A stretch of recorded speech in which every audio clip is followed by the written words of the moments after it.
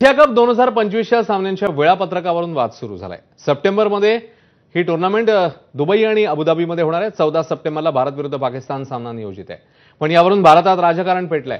हा सामना रद्द करण्यात यावा अशी मागणी विरोधकांनी लावून धरली आहे। ठाकरेंच्या शिवसेनेने यावरून मोदी सरकारवर हल्ला चढवलाय। आदित्य ठाकरेंनी यावरून बीसीसीआयला पत्र लिहिलंय।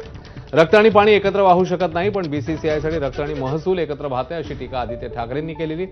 तर पाकिस्तानच्या भूमीवर जाऊन सामने खेळण्यास किंवा पाकिस्तानचा संघ भारतात यायला बंदी कायम आहे असं सरकारचं म्हणणं आहे। तर भारत पाक सामन्यावर संजय राऊत काय म्हणतायत आणि त्यांना नवनाथ बन यांनी कसं उत्तर दिलंय ते बघूया। हिंदुत्व आणि राष्ट्रभक्तीचं ढोंग ह्या क्रिकेटच्या सामन्यामध्ये उघडं पडलेलं आहे।